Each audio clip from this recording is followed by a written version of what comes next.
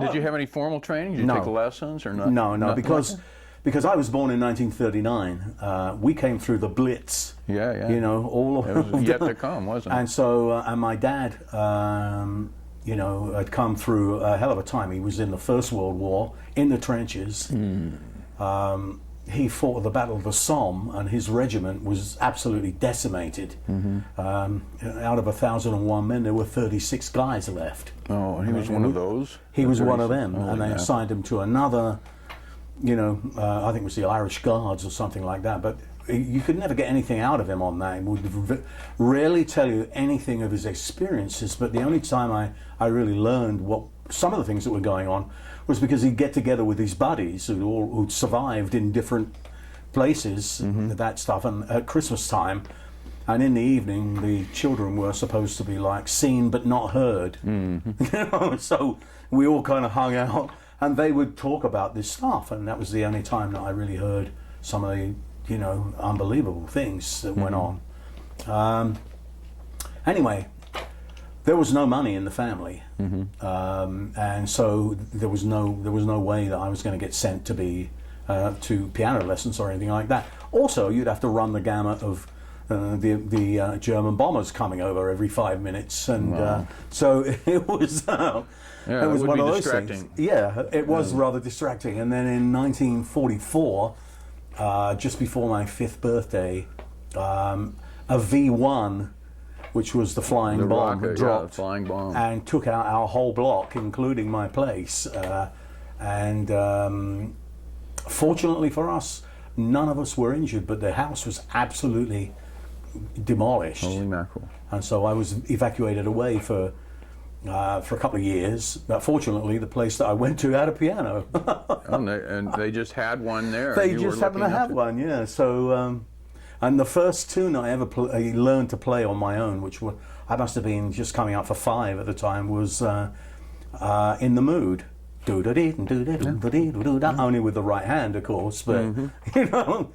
When I came back after being away for 2.5 years from the family, the first thing that grounded me was when I saw that piano. It was in the front room of a new house. You know, yes, I'm home.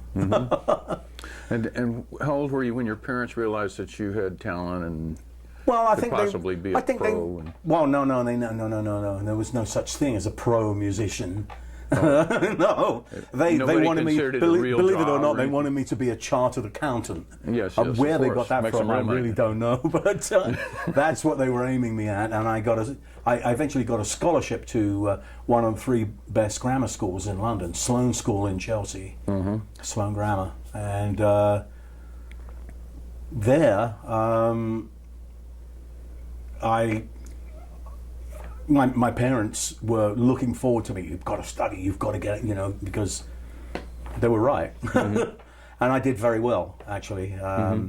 But I never imagined, right up to the last minute, that I was going to become a professional musician. And I played in the evening in clubs all the time. But I had a day job because my dad was really very ill and couldn't work, and so from the age of about 17 on, just before my 18th birthday, I actually took a job. I was going to go to London University. They offered me a place, and I was going to take a BA in modern languages. I don't know what the hell I'd have done with that exactly. I mean, when I thought about it, I thought, wow.